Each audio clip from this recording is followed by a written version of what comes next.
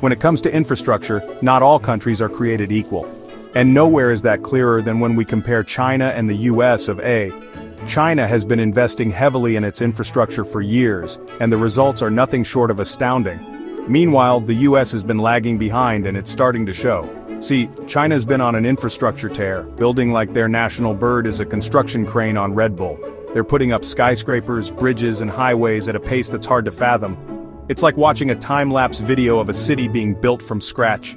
They've got gleaming new airports, enough high-speed rail to make a European jealous, and more miles of subway tunnels than a gopher with a trust fund. Their transportation systems are efficient, modern, and designed to handle the demands of a growing population. America? Well, we're working with a lot of infrastructure that's older than your average weekend update host. Our highways are crumbling, our trains are outdated, and our airports are in desperate need of upgrades. It's like we're stuck in a time warp, using technology and systems that were cutting-edge decades ago but are now woefully inadequate. We're talking bridges held together with chewing gum and hope, airports that haven't seen an upgrade since the Carter administration, and a high-speed rail network that's about as real as a unicorn riding a dragon. It's a sad state of affairs, and it's holding us back in more ways than one. This isn't just about aesthetics, folks. It's about functionality, safety, and our ability to compete on the global stage. When our infrastructure is outdated and failing, it affects everything from our daily commutes to our economic productivity.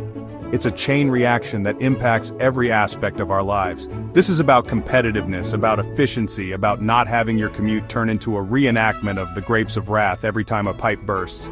It's about ensuring that our cities can grow and thrive, that our businesses can operate smoothly, and that we can all enjoy a higher quality of life. So, buckle up, because we're about to dive into the wild world of concrete, steel, and why China's eating our infrastructure lunch. We'll explore the differences, the challenges, and what we can learn from our friends across the Pacific. It's a tale of two infrastructures, and it's one you won't want to miss. Now let's talk numbers, because that's where this story gets really stark. The contrast between China's aggressive spending and America's cautious approach is nothing short of dramatic. China's been pouring money into infrastructure like a drunken sailor at a slot machine. It's not just about the sheer volume of cash but the speed and scale at which they're doing it. We're talking trillions of dollars, folks, with a T. This isn't just a one-time splurge, it's a sustained strategic investment aimed at transforming the country's landscape and economy. They've spent more on infrastructure in the last decade than the US has in the last century. Let that sink in for a minute. Imagine the kind of transformation that level of investment brings. Meanwhile, America's been pinching pennies like a grandma trying to stretch a coupon for denture adhesive. Our approach has been cautious, to say the least, and it's starting to show. Our infrastructure spending has been flatlining for decades, and it shows. Roads are riddled with potholes, bridges are aging, and public transit systems are outdated and neglected. We're ranked 13th in the world for infrastructure quality. 13th. That's a sobering statistic for a country that once prided itself on its engineering marvels. That's like being the 13th best Spice Girl. Sure, you existed, but no one's putting your poster on their bedroom wall. It's a position of irrelevance, not excellence. This isn't rocket surgery, folks. The formula is simple. Invest in your infrastructure, and you reap the benefits. Neglect it, and you pay the price. You get what you pay for. Quality infrastructure requires quality investment. It's a straightforward equation that we've been ignoring for too long. And right now, China's buying a first-class ticket to the future, while we're stuck in an economy with a broken seed and a screaming baby next to us. The choice is clear. Invest now, or fall further behind. Okay, so China's spending a boatload on infrastructure. We're talking about billions of dollars being funneled into projects that are transforming the landscape of the country. From high-speed rail networks that crisscross the nation, to sprawling urban developments that seem to spring up overnight, the scale and speed of these projects are nothing short of astonishing. But how do they get anything done? It's not just about the money, it's about the system. In China, the government has a level of control and authority that allows it to push through projects with a speed and efficiency that would be unimaginable in many other parts of the world. Well, it helps that they've got a government that can basically say, we're building a high-speed rail line from point A to point B, and if your house is in the way, well, tough luck, you're getting a lovely new apartment complex. This kind of top-down decision-making can cut through the red tape and get things moving quickly.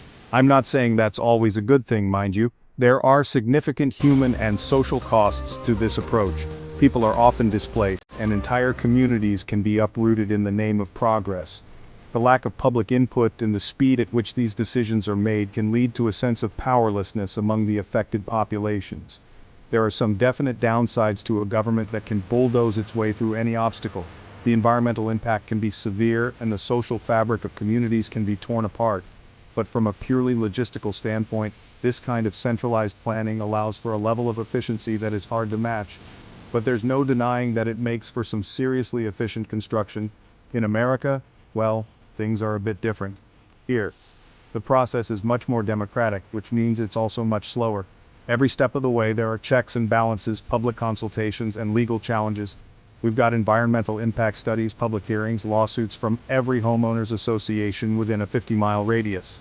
It's a process designed to ensure that everyone's voice is heard, and that the impact on the environment and local communities is carefully considered. But it also means that projects can be delayed for years, or even decades. By the time we've finished arguing about whether a bridge should be built, China's already built the bridge, driven a train over it, and turned the old bridge into an amusement park. It's a stark contrast that highlights the differences in how infrastructure is approached in these two countries. Again, I'm not saying China's system is perfect, far from it. There are significant ethical and environmental concerns that come with this kind of rapid development. But when it comes to getting big infrastructure projects off the ground, they make us look like we're trying to build a sandcastle in a hurricane. In the end, it's a trade-off. The speed and efficiency of centralized planning come at a cost, but they also bring about rapid development and modernization. In contrast, the slower, more democratic process in countries like the United States ensures greater public participation and environmental protection, but it can also lead to frustrating delays and missed opportunities. The challenge is finding a balance that allows for both progress and protection, efficiency and equity. Now let's talk speed. China doesn't just build things, they build them fast. Remember the Beijing-Daxing International Airport? It's the size of a small city, and they built the whole thing in less than 5 years. 5 years! That's less time than it takes to get a building permit approved in some parts of this country. And don't even get me started on the high-speed rail network. They've laid down over 25,000 miles of high-speed rail in the last couple of decades. That's enough to circle the entire Earth. They're basically playing SimCity in real life, and they're winning. This isn't just about bragging rights, folks. This is about connecting people, businesses, and ideas. It's about creating a modern, efficient economy that can compete on a global scale. And frankly, it's about time we started learning from their example. Meanwhile, back in the US of A, we're still trying to build a high-speed rail line in California. And by trying, I mean it's been bogged down in delays, cost overruns, and political squabbling for over a decade. It's like watching a snail try to win the Indy 500. And it's not just high-speed rail. Our roads are crumbling, our bridges are falling apart, and our airports are stuck in a time warp. We're constantly playing catch-up, trying to fix problems that should have been addressed decades ago. It's like we're stuck in a perpetual game of infrastructure whack-a-mole, and the moles are winning. Please subscribe and like this channel.